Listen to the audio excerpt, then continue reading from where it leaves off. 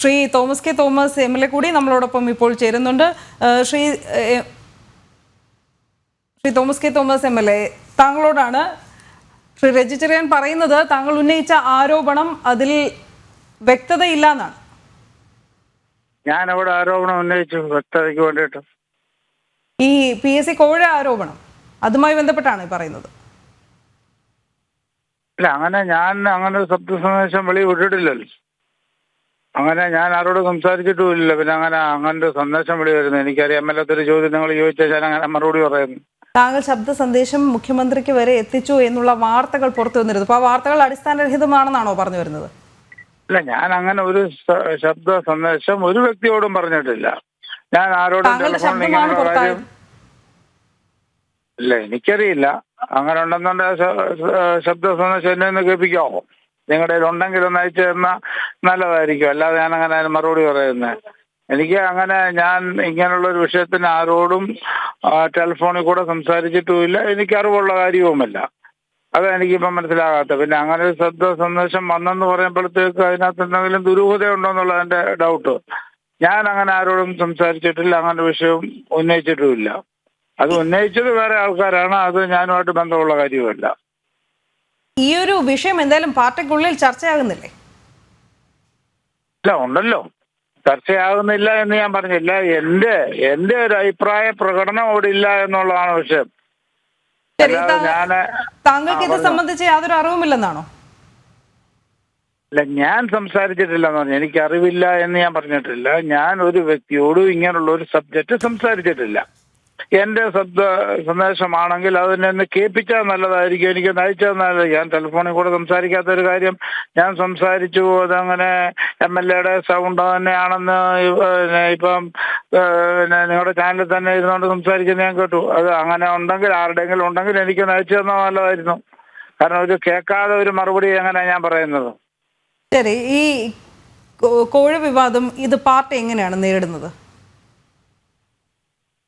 കോഴ വിവാദം പാർട്ടി അങ്ങനെ നേരിടുന്നു? അതെ, അത് ആരെങ്കിലും പഠിച്ചിട്ടുണ്ട്, അവരല്ലേ നേരിടേണ്ടത്. നമുക്ക് ഇതുമായിട്ട് ഞാൻ ഒന്നാമത്തെ കാര്യം നിയമസഭയിലാണ്. രാവിലെ മുതൽ ഇപ്പം നിയമസഭ കഴിഞ്ഞോട്ട് വെളിയിലോട്ട് ഇറങ്ങിയപ്പോഴാണ് നിങ്ങൾ എന്നെ വിളിക്കുന്നത്. അപ്പം എനിക്കിതിനെക്കുറിച്ച് യാതൊരു അറിവുമില്ല. അപ്പം നിങ്ങൾ എന്നോട് ചോദിക്കുന്ന ചോദ്യം ഇതെങ്ങനെ നേരിടുന്ന ആരെങ്കിലും പഠിച്ചിട്ടുണ്ട്, അവരല്ലേ നേരിടണ്ടേ?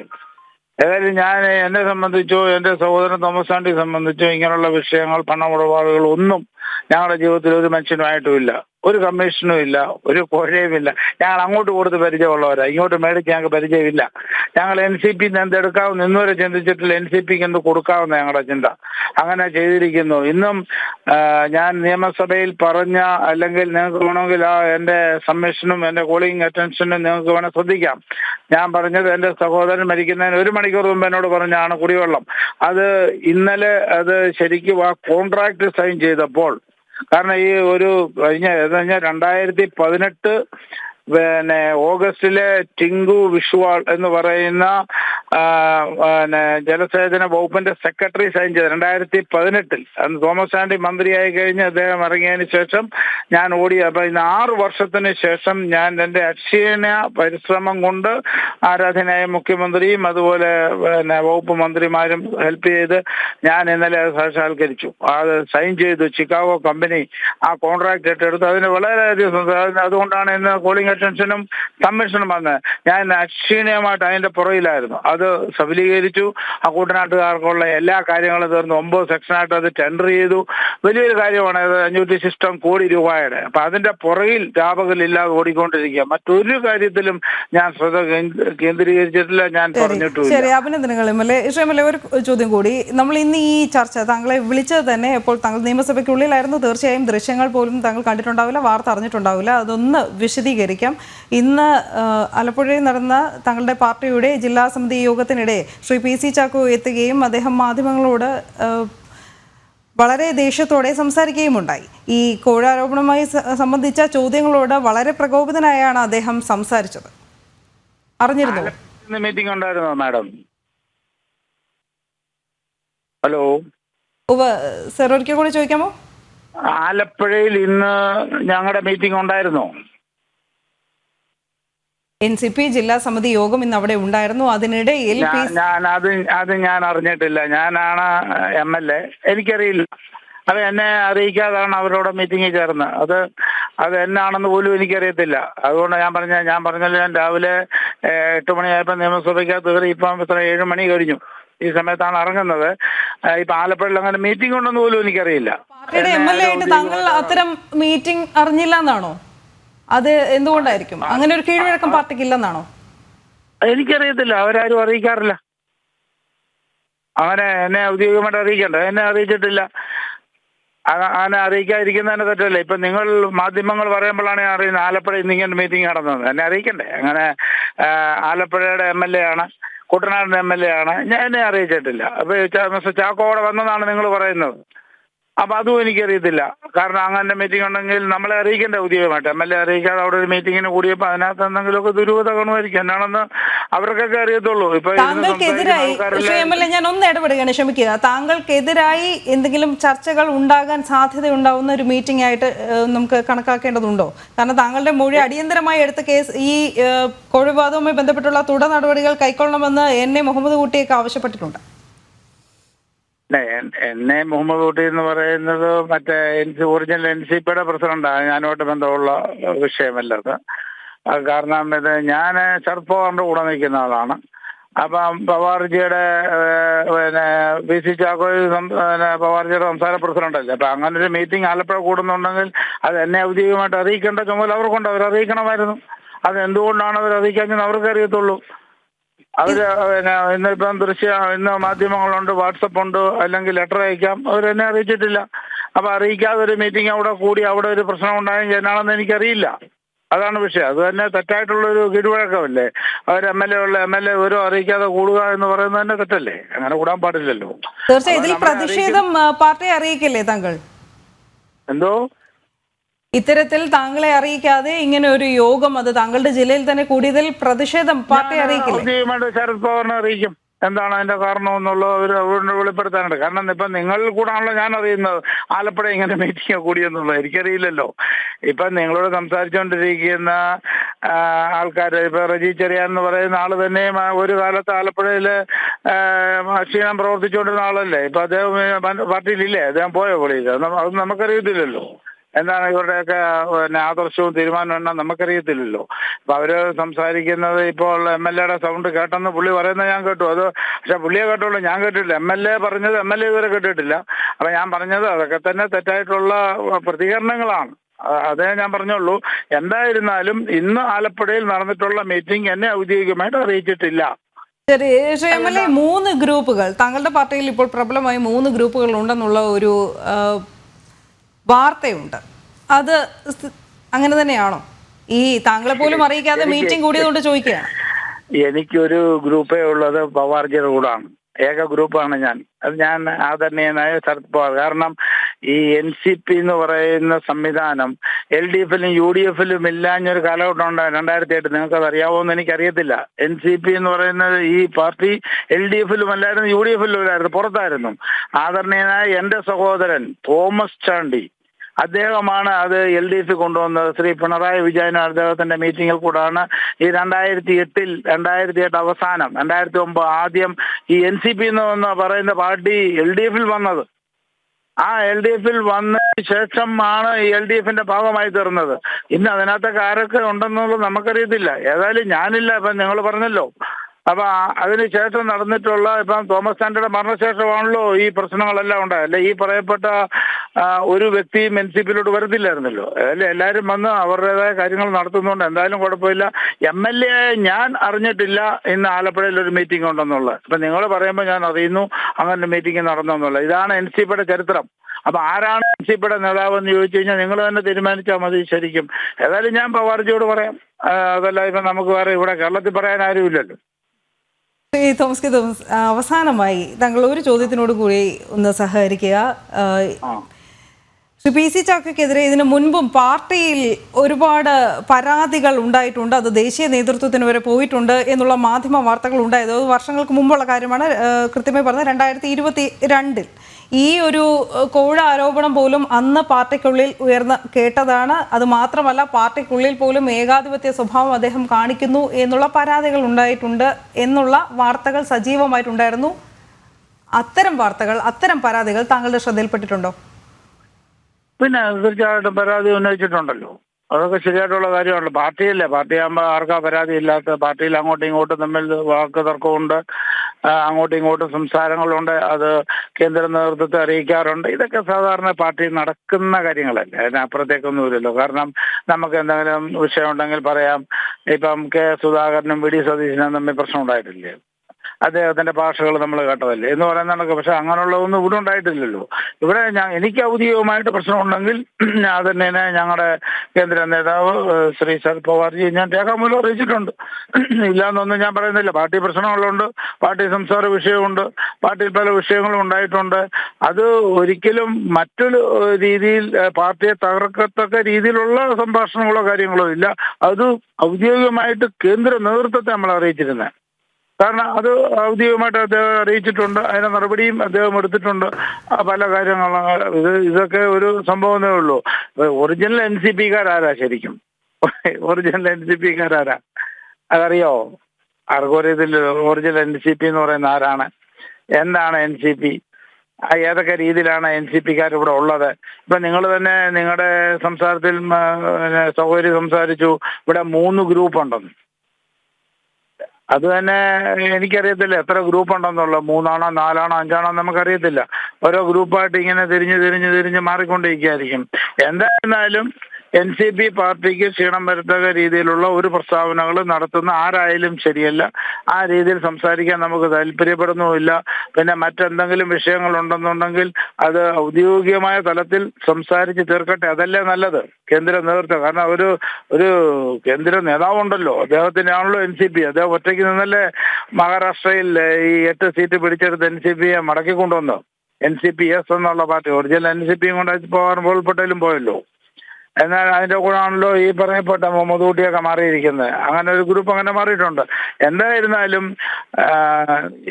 പവാർജി എവിടെ നിൽക്കുന്നോ അവിടെയാണ് ആൾക്കാർ നിൽക്കുന്നത്. അദ്ദേഹത്തിന്റെ കൂടെയാണ് ജനമുള്ളതെന്ന് തെളിഞ്ഞു കഴിഞ്ഞു. അതാണ് അതിന്റെ സത്യം. ആരൊക്കെ എവിടെ പോയാലും എങ്ങോട്ട് ചാടിയാലും ആരുടെ കൂടെ എത്ര പേരുണ്ടെന്ന് എല്ലാവർക്കും അറിയാം. അതിന് പ്രത്യേക കാര്യങ്ങളൊന്നുമില്ല. പക്ഷെ അങ്ങനല്ല ശരത് പവാറിനെ സംബന്ധിച്ച് അദ്ദേഹം ശക്തനായ നേതാവാണ്. അദ്ദേഹത്തിൻ്റെതായ ഒരു ക്രെഡിബിലിറ്റി അദ്ദേഹത്തിനുണ്ട്. അദ്ദേഹത്തിൻ്റെ കൂടെ ജനവും ഉണ്ട്. അതാണ് അതിൻ്റെ ശരിയായിട്ടുള്ളത്. നമ്മളിവിടെ ആരെയും കുറ്റം പറയാനോ ആരോടും വഴക്കുണ്ടാക്കാനോ നമ്മളില്ല. ഇതിനൊക്കെ ഒരു സത്യമുണ്ടല്ലോ. അത് ഞാൻ ആദ്യം നിങ്ങളോട് പറഞ്ഞത്, എൻ്റെ സഹോദരനായ തോമസ് ചാണ്ടിയാണ് NCP എന്ന് പറയുന്ന പാർട്ടിയെ കേരളത്തിൽ LDF-ൽ കൊണ്ടുവന്ന് ശക്തിപ്പെടുത്തി ഇവിടെ 3 MLA-മാർ മാണി സി കാപ്പൻ ഉൾപ്പെടെ. നിങ്ങൾക്കറിയാമോ, NCP-യിൽ ഒരു പ്രശ്നം ഉണ്ടായപ്പോൾ ഞാൻ കാപ്പനോട് നിങ്ങൾ ചോദിച്ചാൽ മതി. ഞാൻ പറഞ്ഞു കാപ്പന് നിങ്ങൾ വെളിയിൽ പോകരുത്, കുട്ടനാട്ടിൽ നിന്ന് മത്സരിക്കരുത്, ഞാൻ മറുത്തരാം, നിങ്ങളുടെ കൂടെ നിന്ന് നിങ്ങളെ ജയിപ്പിക്കാനുള്ള എല്ലാ സംവിധാനവും ഒരുക്കാമെന്ന് ഞാൻ മാണി സി കാപ്പനോട് പറഞ്ഞതാണ്. നിങ്ങൾക്ക് എല്ലാ സംശയം ഉണ്ടെങ്കിൽ കാപ്പനെ വിളിച്ച് ചോദിക്കാം. അപ്പോൾ കാപ്പനോട് പറഞ്ഞു, തോമാച്ച ഒരിക്കലും ഞാൻ കുട്ടനാട്ടിൽ നിന്നാൽ ജയിക്കൂല, അത് നിങ്ങൾക്ക് മാത്രമേ പറ്റത്തുള്ളൂ. അങ്ങനെയാണ് കുട്ടനാട് സീറ്റ് ഞാൻ നിന്ന് മത്സരിക്കുന്നത്. അപ്പൊ അത്രയും ആർജവമൊന്നും ആരും കാണിക്കത്തൊന്നുമില്ലല്ലോ. ഇന്ന് പല ആൾക്കാരും NCP വന്നിരിക്കുന്നത് എന്തിനാ? എല്ലാവർക്കും ഓരോ ലക്ഷ്യമുണ്ട്. വന്ന കാരണം എല്ലാവർക്കും MLA ആകണം, മന്ത്രിയാകണം, ഓരോ സംവിധാനം വേണം, കേന്ദ്ര നേതൃത്വം ആകണം, വർക്കിംഗ് കമ്മിറ്റി മെമ്പർ ആകണം, സംസ്ഥാന പ്രസിഡന്റ് ആകണം. വേണ്ടാത്ത പോസ്റ്റുകളൊന്നുമില്ല. ഇങ്ങോട്ട് വരുന്നതിന് മുമ്പാണ് ഇതിനു വേണ്ടി NCP-യിൽ എല്ലാവരും വന്നിരുന്നത്. അത് കിട്ടാൻ വരുമ്പോൾ എല്ലാവരും വിളിച്ചാടും. ഓരോരുത്തരായ രീതി പറയാം. എൻ്റെ കൂടെ 10,000 ഉണ്ട്, 8,000 ഉണ്ട്. എത്ര പേരുണ്ടെന്നുള്ളത് ശരിക്കും ഒന്ന് ചകഞ്ഞു നോക്കണം. അപ്പം മനസ്സിലാവും എത്ര പേരൊക്കെ ഇവരോട്. താങ്കൾക്ക് മുമ്പ് ഞങ്ങളോട് പ്രതികരിച്ചത് ശ്രീ റജിൽ ചെറിയാനായിരുന്നു. താങ്കളും അത് കേട്ടിട്ടുണ്ട് എന്ന് ഞാൻ മനസ്സിലാക്കുന്നു. അദ്ദേഹം ഇന്നത്തെ യോഗത്തിനെ കുറിച്ച്, അല്ലെങ്കിൽ ശ്രീ PC ചാക്കോ ഇപ്രകാരം രോഷാകുൽ നായനെ കുറിച്ച് അദ്ദേഹത്തോടും ഞാൻ ചോദിച്ചിരുന്നു സമാനമായ ചോദ്യം. അദ്ദേഹം അതിൽ എന്നോട് മറുപടി പറഞ്ഞത്, ഇന്നത്തെ യോഗം പ്രധാനമായും ഒരു വിഭാഗം UDF-ൽ ചേരാൻ നിൽക്കുകയാണല്ലോ, അത് ചർച്ച ചെയ്യാനാണ് വന്നത്, ആ ഒരു വികാരത്തിന്മേൽ വൈകാരികമായി പ്രതികരിച്ചതെന്നാണ്. അല്ല, NCP-ന്നാരും UDF-ലോട്ടൊന്നും പോകുന്നൊന്നുമില്ല. നമുക്ക് NCP-ന്നാരാ UDF-ൽ പോകുന്നത്? ഒരു വ്യക്തി UDF-ലോട്ട് പോകുന്നില്ല. ആരാ പറഞ്ഞ അങ്ങനെ NCP-ന്ന് UDF-ലേക്ക് ഒരു ഗ്രൂപ്പ് പോകുന്നുണ്ടോ? എൻ്റെ അറിവിൽ അങ്ങനെ ആരും പോകുന്നൊന്നുമില്ല. പലർക്കും പല സ്ഥാനങ്ങൾക്കും മാനങ്ങൾക്കും വേണ്ടി അങ്ങോട്ടും ഇങ്ങോട്ടും ചാടുന്നുണ്ടെന്നുള്ളതേ ഉള്ളൂ. അത് എത്ര ദിവസം നിലനിൽക്കും എന്നുള്ളത് നമുക്കറിയാം. ഇപ്പം ഞാനീ പറഞ്ഞതുപോലാണ്, പവാർജിയെ വിട്ട് ഓരോരുത്തർ ഓടിയ പോലെ ഇരിക്കും. അപ്പൊ എന്ന് പറഞ്ഞാൽ ചുമ്മാ അങ്ങോട്ട് ചാടി കൊണ്ടൊന്നും ജനം. ഞാൻ ചോദിക്കട്ടെ, ഒരു തെരഞ്ഞെടുപ്പിൽ നിന്ന് മത്സരിക്കുമോ അന്നേരം മനസ്സിലാവും ആരൊക്കെ നമ്മളെ അംഗീകരിക്കുന്നുണ്ട്, ആരാണ് നമ്മുടെ പുറകിലുള്ളത്. നമുക്കറിയാമല്ലോ, പ്രിയങ്കരനായ രാഹുൽ ഗാന്ധിയെ പിന്നെ വളരെ മോശമായ രീതിയിൽ ചിത്രീകരിച്ചില്ലയോ. പിന്നെ അവിടെ അദ്ദേഹത്തിന് കഴിഞ്ഞ പ്രാവശ്യം അദ്ദേഹത്തെ തോൽപ്പിച്ച സ്ഥാനാർത്ഥി സ്മൃതി ഇറാനി ഇല്ലേ, വളരെ മോശമായ രീതിയിൽ ജയിച്ചില്ലേ. രാഹുൽ ഗാന്ധിയുടെ ഒരു സാധാരണ പ്രവർത്തകൻ, അദ്ദേഹത്തിന്റെ മാനേജർ അവിടെ നിന്നപ്പോഴത്തേക്ക് 1.5 ലക്ഷം വോട്ടിനാണ് ജയിച്ചത്. നമ്മൾ എപ്പോഴും ചിന്തിക്കേണ്ടത്, നമ്മൾ ചിന്തിക്കുന്ന പോലൊന്നുമല്ല ജനം ചിന്തിക്കുന്നത്. ജനം ബുദ്ധിയുള്ളതാണ്, ജനത്തിന് വളരെ അറിവുണ്ട് ആര് എവിടെ നിന്നാൽ എങ്ങനെയാണെന്ന്. അല്ലാതെ എൻ്റെ ഭാഷ കൊണ്ടോ, അല്ലെങ്കിൽ ഞാൻ കുറെ പേരെ കളിയാക്കിയത് കൊണ്ടോ, അല്ലെങ്കിൽ ഞാൻ കുറച്ച് പൈസ കൊടുത്തോണ്ടോ ഒന്നും ജനം കൂടെ നിൽക്കത്തില്ല. ജനം കൂടെ നിൽക്കണമെങ്കിൽ പ്രവർത്തിക്കണം, പ്രവർത്തിച്ച് കാണിച്ചു കൊടുക്കണം. അതാണ് തോമസ് ചാണ്ടി UDF നിന്ന് LDF നിന്നും മത്സരിച്ച് ജയിച്ച വ്യക്തിയാണ് കുട്ടനാട്ടിൽ. അവരുടെ ചരിത്രമുണ്ടോ നമുക്ക് എവിടെങ്കിലും? UDF നിന്ന് LDF നിന്നും തോമസ് ചാണ്ടി മത്സരിച്ച് ജയിച്ചു. അതല്ല, 3 പ്രാവശ്യം കണ്ടിന്യൂസ് ഒരു വ്യക്തി കുട്ടനാട്ടിൽ നിന്ന് ജയിച്ചു. അദ്ദേഹത്തിന്റെ സഹോദരനായി ഞാൻ 4-ാം പ്രാവശ്യം കുട്ടനാട്ടിൽ നിന്ന് ജയിച്ചത്. അതാണ് പ്രവർത്തന ശൈലി എന്ന് പറയുന്നത്. അത് നമ്മൾ ജനങ്ങളുമായിട്ടുള്ള ബന്ധമാണ്. ഇന്ന് ഈ കുടിവെള്ള പദ്ധതി, ഞാൻ കുവൈറ്റിൽ നല്ല രീതിയിൽ ബിസിനസ് ചെയ്തിരുന്ന, അത് നല്ല രീതിയിൽ സംവിധാനമുള്ള ഒരു വ്യക്തിയാണ്. എൻ്റെ സഹോദരൻ്റെ ഒരൊറ്റ വാക്ക് കുട്ടനാട്ടുകാർക്ക് കുടിവെള്ളം കൊടുക്കണമെന്നൊരു ഒറ്റ കാരണം, അദ്ദേഹത്തിൻ്റെ മരിക്കുന്ന ഒരു മണിക്കൂർ മുമ്പ് എന്നോട് പറഞ്ഞ ഒരു കാര്യമാണ്. ആ ഒരു വിഷയം മാത്രം തോളിലേറ്റിക്കൊണ്ട്, ഹൃദയത്തിലേറ്റിക്കൊണ്ടാണ് ഞാൻ കുട്ടനാടിൻ്റെ സമഗ്ര കുടിവെള്ള പദ്ധതിക്ക് വേണ്ടി അക്ഷീണം അഹോരാത്രം കഷ്ടപ്പെട്ടത്. അത് പിണറായി വിജയന്റെ പൂർണ്ണമായ സപ്പോർട്ടും, റോഷി അഗസ്റ്റിനും അതുപോലെ സജി ചെറിയാന്റെയും പൂർണ്ണമായ സപ്പോർട്ട് ഉണ്ടായിരുന്നുകൊണ്ടാണ് എനിക്ക് സബലീകരിക്കാൻ പറ്റിയത്. അതൊരു ചെറിയ കാര്യമായിട്ട് എടുക്കല്ല്. 500 കോടി രൂപയുടെ ഈ വലിയ പ്രൊജക്ട് കുട്ടനാട്ടിൽ ഞാൻ നടപ്പിലാക്കാൻ പോകും. 1 വർഷത്തിനകം കുട്ടനാട്ടിലെ സർവ്വ ജനങ്ങൾക്കും വെള്ളം കൊടുക്കാനുള്ള സംവിധാനം, അത് തോമസ് ചാണ്ടിയുടെ ആഗ്രഹമാണ്. അത് നടപ്പിലാക്കാൻ പോവുകയാണ്. അപ്പൊ അത് മനസ്സിലാക്കണം ആദ്യം. ചുമ്മാ ഇങ്ങോട്ടൊരു സുപ്രഭാതത്തിൽ വന്നേച്ച് എനിക്ക് നേതാവാണോ എന്ന് പറഞ്ഞാൽ ആർക്ക് നേതാവാകണമെങ്കിൽ ശരിക്കും കഷ്ടപ്പെടണം, ഹാർഡ് വർക്ക് ചെയ്യണം. എങ്കിൽ മാത്രമേ അങ്ങനെ ആകാനൊക്കത്തുള്ളൂ. അത് മനസ്സിലാക്കുന്നതാണ് എപ്പോഴും നല്ലത്. അല്ലാതെ ചുമ്മാ എൻ്റെ കൂടെ 1000 പേരുണ്ട്, എന്നോട് 10,000 പേരുണ്ടെന്ന് പറഞ്ഞ് വർത്താനം പറഞ്ഞാൽ ഒന്നും ആരും ആരുടെ നിൽക്കത്തില്ല. അത് പണ്ട് നിങ്ങൾക്ക് ഓർമ്മയുണ്ടോയെന്ന് എനിക്കറിയത്തില്ല, മുൻ CPM ചാടിപ്പോയി ഗൗരിയമ്മ ഒരു പാർട്ടി ഉണ്ടാക്കി ആലപ്പുഴ. അന്ന് ഭയങ്കര ജാഥ നടന്നു, 1 ലക്ഷത്തിലധികം ആൾക്കാരെ ജാഥയിൽ പങ്കെടുത്തു. ആലപ്പുഴ നടന്ന ഉപതെരഞ്ഞെടുപ്പിൽ പുള്ളിക്കാരി ഒറ്റയ്ക്ക് നിന്ന് മത്സരിച്ചു വന്നു, 1000 വോട്ട് കിട്ടിയുള്ളൂ. അന്ന് EK നായനാരാണ് മുഖ്യമന്ത്രിയായിട്ടിരിക്കുന്നത്. നിങ്ങൾ ആ ചരിത്രം ഒന്ന് പഠിച്ചു നോക്കിയാൽ നിങ്ങൾക്ക് മനസ്സിലാവും. കാരണം 1000 വോട്ട് ആകെ കിട്ടിയത്. ഇതൊക്കെയാണ് സംവിധാനം. എത്ര പേര് കൂടെ ഉണ്ടെന്ന് അന്നേരം മനസ്സിലാവും. ഒരു ഇലക്ഷൻ വരുമ്പോഴേ നമുക്ക് മനസ്സിലാകത്തുള്ളൂ. എന്തായിരുന്നാലും എനിക്ക് പറയാനുള്ള ഇതാണ്, ഞാൻ ശരിക്കും NCPക്കാരനാണ്, പവാർജിലൂടെ നിൽക്കുന്ന ആളാണ്. മറ്റൊരു ടെലിഫോൺ കോൺവെർസേഷനും എൻ്റേത് വെളിയിലില്ല.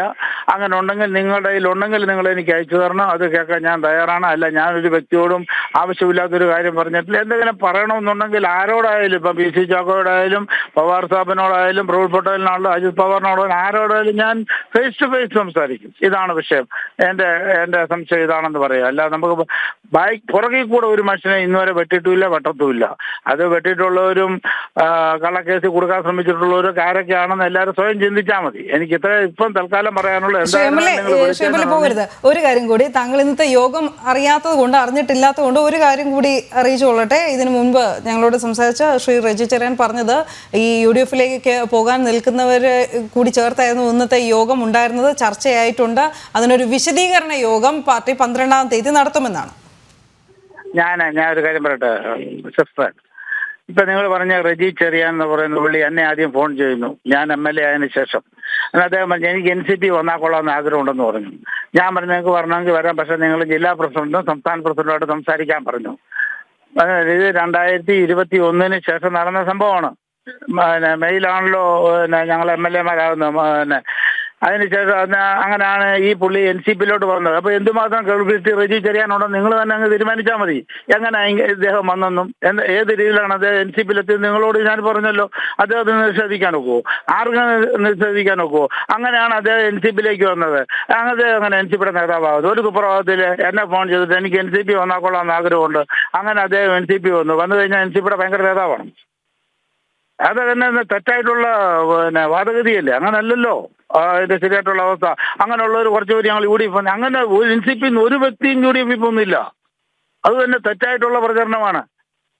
അത് ഞാൻ ഈ പറഞ്ഞതിന് ഞാൻ ഒരു വാക്കും എൻ്റെതായ സ്വന്തത്തിൽ നിന്ന് എടുത്ത് പറയുന്നതല്ല, ഇതാണ് എൻ്റെ സത്യം. അങ്ങനെ എൻ്റെ ജില്ലാ പ്രസിഡന്റായ സന്തോഷ് കുമാറിനെയാണ് ഈ റെജി ചെറിയാൻ എന്ന് പറയുന്ന പുള്ളി പോയി കാണുന്നത്. അവർ സംസാരിച്ചാണ് അത് NCP ചാനൽ ആഗ്രഹം പ്രകടിപ്പിക്കുന്നത്. അപ്പം അങ്ങനെ NCPയുടെ ഒരു ഗ്രൂപ്പ് UDF പോകുന്നു, എനിക്കതറിയത്തില്ല. ഇപ്പം അങ്ങനെ നിങ്ങളോട് പറഞ്ഞിട്ടുണ്ടല്ലോ, തെറ്റായിട്ടുള്ള ഇൻഫർമേഷനാണ്. NCPയിൽ നിന്നും ഒരു വ്യക്തിയും UDF പോകുന്നില്ല, ഒരു വ്യക്തിയും പോകുന്നില്ല. പിന്നെ ആരെങ്കിലുമൊക്കെ പറഞ്ഞു ചുമ്മാ ഏതാണ്ടൊക്കെ നമ്പർ കാണിക്കുന്നതൊക്കെ അവരുടേതായ ശൈലി എന്നുള്ളൂ. അതിനൊന്നും നമുക്ക് മറുപടി പറയാനില്ല. ഇതാണ് എൻ്റെ സത്യാവസ്ഥ. അതുകൊണ്ട് നമ്മൾ ആവശ്യമില്ലാത്തൊരു കോൺട്രവേഴ്സിയിലേക്ക് ഒന്നും പോകേണ്ട കാര്യമില്ല. ഇങ്ങനെയൊക്കെയാണ് NCPയിലോട്ട് ആൾക്കാർ വന്നത്. അപ്പം അവരൊക്കെ വിട്ടുപോകാന്ന് പറയുന്നത് അവർക്ക് സ്ഥാനമാനം കിട്ടാത്തതുകൊണ്ട് കാണിക്കുന്നതേ ഉള്ളൂ. അതുകൊണ്ട് NCPക്കാരെല്ലാം കൂടെ അങ്ങ് പോകുന്നത്. ഇന്ന് NCP ആലപ്പുഴയിൽ ശക്തൻ തോമസ് കെ തോമസ് തന്നെയാണ്, ഒരു സംശയവുമില്ല.